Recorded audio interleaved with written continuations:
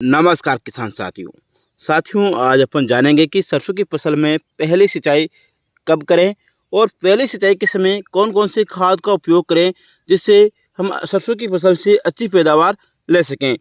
किसान साथियों, सरसों की पहली सिंचाई के साथ में हमें 2 फर्टिलाइज़र का उपयोग करना होता है, लेकिन किसान साथियों दोनों फर्टिलाइज़र का उपयोग अगर आप निश्चित मात्रा में नहीं करते हैं, अधिक मात्रा में कर लेते हैं तो आपकी फसल में लाभ के बजाय नुकसान होने की संभावना बढ़ जाती हैं।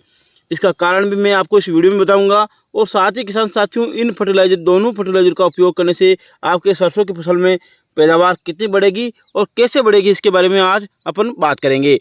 किसान साथियों, जब भी आपकी सरसों की फसल 30 से 35 दिन की अवस्था में हो जाए तब आपको पहली सिंचाई करनी है।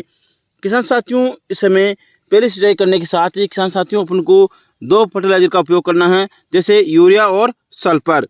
अब साथियों, अगर आप यूरिया का उपयोग निश्चित मात्रा में नहीं करते हैं, संतुलित मात्रा में नहीं करते हैं, तो आपके सरसों की फसल में ग्रोथ तेज़ी से होगी और उसमें फूटान नहीं हो पाएगी।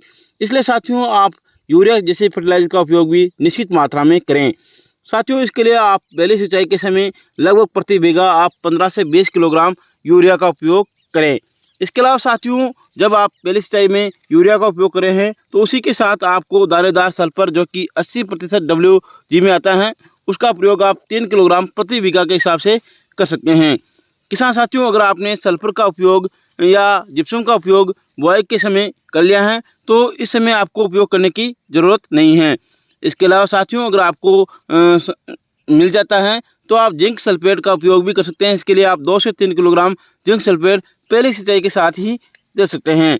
किसान साथियों, इसके अलावा अगर आप पहली सिंचाई के समय वर्मी कंपोस्ट खाद से बना हुआ वर्मी वाश का प्रयोग करें, 10% छिड़काव करें तो आपको निश्चित तौर पर पैदावार में इजाफा होगा। इसके साथ ही किसान साथियों, अगर आप उपयोग कर सकते हैं तो वर्मी कंपोस्ट खाद का उपयोग जरूर करें। प्रति बीघा आप 1 कुंटल वर्मी कंपोस्ट खाद का छिड़काव करें। अब किसान साथियों बात कर लेते हैं कि आखिर सरसों की फसल में सल्फर और यूरिया इसमें प्रयोग करने से हमारी सरसों की फसल में क्या फ़ायदा होगा। तो किसान साथियों, मैं आपको बता सकता हूं कि जब हम इस समय यूरिया का उपयोग करते हैं तो हमारी सरसों की फसल में देख सकते हो आप, इसमें हमने यूरिया का उपयोग कर लिया है, लगभग 40 दिन के आसपास हो चुकी है और हमने 35 दिन की फसल में यूरिया और सल्फर का उपयोग किया था। जैसे कि साथियों देख सकते हो इसमें फूटान काफ़ी अच्छी हुई हैं, देख सकते हो आप फूटान बहुत ही अच्छी हो रही है। और साथियों, सल्फर का प्रयोग करने से इसमें क्लोरोफिल की मात्रा बढ़ती है, जिससे पौधे में फूटान अच्छी होती हैं, जड़ तंत्र गहरा और मजबूत होता है, जिससे हमारी सरसों की फसल नीचे नहीं गिरती हैं। इसके अलावा साथियों, यूरिया के प्रयोग करने से यूरिया और सल्फर हमारे पौधों में प्रोटीन संश्लेषण का काम करती हैं, प्रोटीन निर्माण का काम करते हैं, जिससे हमारे पौधों में पैदावार क्षमता अच्छी बनती हैं।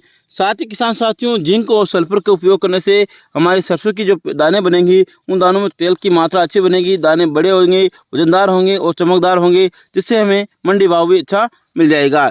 इस प्रकार साथियों आप सरसों की फसल में पहली सिंचाई लगभग 30 से 35 दिन की अवस्था में करें। इसके साथ ही किसान साथियों, जब आपकी फसल लगभग 70 से 80 दिन की हो जाए तो आप दूसरी सिंचाई जरूर करें। साथियों, जब आपकी सरसों की फसल में फूल आ रहे हो उस समय आप सिंचाई ना करें। इसके अलावा जब आपकी फली में दाना बनने की स्थिति हो उसमें आपकी फसल में नमी की कमी नहीं होनी चाहिए, अन्यथा साथियों आपके दाने सिकुड़े हुए रह जाएंगे। इसलिए साथियों, जब भी आपकी सरसों की फलियों में दाना बनने की स्थिति बने उस समय आप खेत में नमी अवश्य रखें। साथियों, सरसों की फसल से संबंधित अगर आपको किसी भी प्रकार की समस्या है तो आप हमें कमेंट के माध्यम से ज़रूर बताएं। जय हिंद, जय भारत, जय किसान।